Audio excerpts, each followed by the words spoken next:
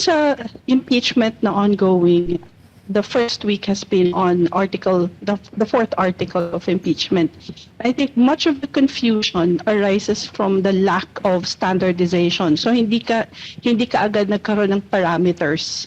It should have been the defense should have insinuated already the parameters kasi sila yung dapat magko-contain ng presentation ng prosecution. And of course, ang prosecution would insist on a wider latitude rather than a narrower one.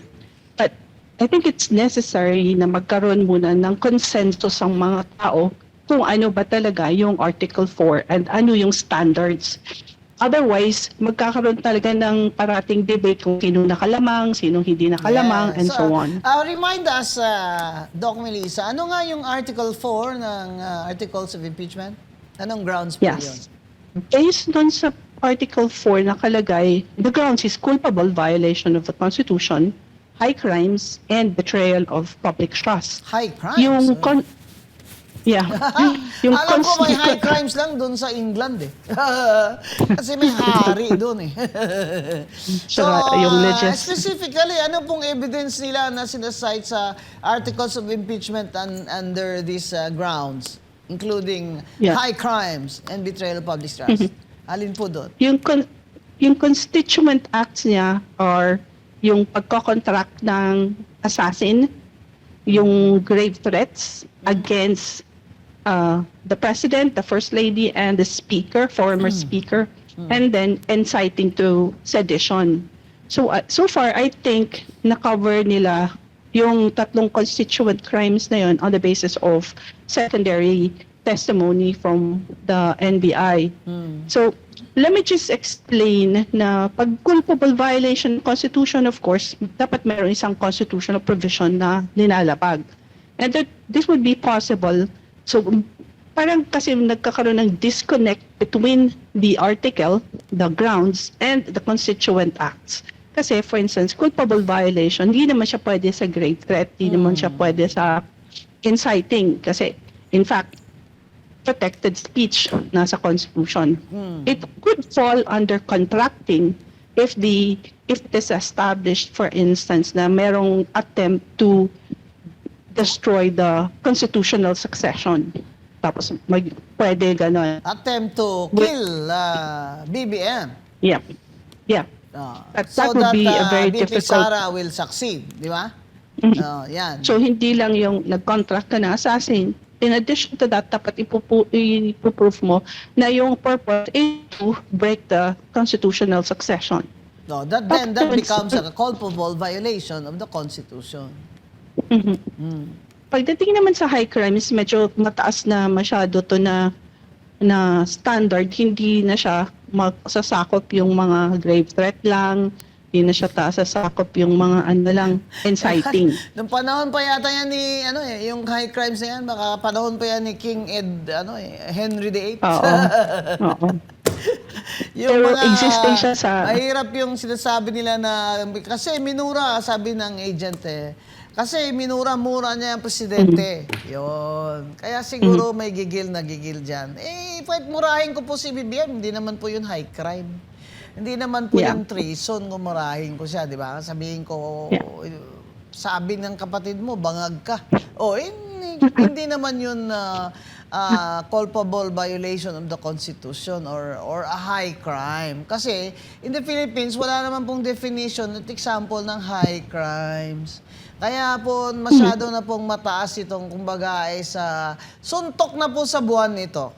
Itong high crime. So, kaya pinipilit nila yung grave threats. Hindi po ba, Doc Melissa? Yes. So, just to make sure na maano yung high crime. For instance, high crime, kung nagnakaw ka nag-corrupt ka ng trillions, yon high crimes yon. Whereas mag-corrupt ka ng millions. 1.9 trillion, high crime. That's, high crime talaga yon. So, yung mga millions lang, medyo hindi na siguro. It could just be ordinary bakit daw nila corruption. Nilagay ang grave threat sa high crime at betrayal of public trust? I think ito lang yung merong at least pwede mag-testify na tapos nakikita ng tao kasi na-publish na yung video. I think ito yung pinaka reason kung bakit nila siningit yung grave threat. But grave threat itself, hindi siya magko-qualify under betrayal, hindi siya magko-qualify under high crimes, culpable. So let us look at betrayal. Wala tayong standard. Titingin tayo comparative constitutional law. Titingin tayo sa Korea. Oh, Sa example, Korea, Doc. Example, yung sabi mo, Korea, betrayal of public trust. Ano po yung example? yes. Yung si President Yoon, betrayal of public trust dahil nag-declare siya ng martial law at nag-deploy siya ng military na in violation ng constitutional procedure nila. Oh, hindi So, approved ng na-convict- Congress. Oh. Opo. Na-convict siya ng Constitutional Court ng Korea. Wala kasi silang impeachment court. Ito naman next, si Park, extortion and ginamit ng ang office na is private individual to govern Korea. So yun, talagang betrayal of public trust. Oo. In all other cases, walang gumagamit ng betrayal of public trust. So in this case, tayo lang at saka Korea ang gumagamit. So Korea could be a useful standard as far as the judges would be concerned in terms of weighing the evidence and so on. Now, sa ating case, there was an attempt, dalawang cases, yung Gonzales versus Office of the President and then Ignacio versus Sulit. Doon, diniscuss yung dismissal ng Deputy Ombudsman on the ground of gross neglect of duty, grave misconduct, constituting betrayal of public trust. So, ganun din kataas ang ginamit na standard, gross neglect of duty, grave misconduct. Kasi I think they're connecting it also, Doc, to the principle of public office is a public trust. So that's why yung betrayal of public trust doon sa Sulit is yung grave misconduct. ano niya, yung in other words yung duties niya, no? Di ba? Yes. Yes. Yun ba allegation doon na mayroon siyang gross neglect ng duty niya? Yes. Yes. So So, kaya betrayal of public trust, di ba? Yes. Because that is his public office, it requires a Right. high standard of trust, di ba? So at least meron na tayong masasabing measure kung ano yung ibig sabihin ng betrayal of public trust. Although, in this case, hindi impeachment. But then we have to remember na yung case na to stemmed from an interpretation of Republic Act 6770 na nagkalagay doon na with respect to the Deputy Ombudsman, etc., they can be dismissed on the same grounds as the dismissal of the Ombudsman but with due process. So, in effect, ini-interpret na ng decisions ng OP and the Ombudsman in these dismissal cases kung ano ibig sabihin ng betrayal of public trust. What about the case of Gonzales? The same with Gonzales, ganun din. Actually, yung core issue doon was whether may jurisdiction yung president to dismiss the deputy ombudsman. But that's beside the point. Kasi yung dismissal there was based on the finding of gross neglect of duty and misconduct constituting betrayal of public trust. So yun yung phraseology. Okay, so that's that's a very good example of a standard that is now in our jurisprudence, di ba?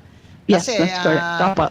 I think in the offer of evidence of the prosecutor, he was not very clear what the testimony of these two NBI agents were for, di ba? And then when the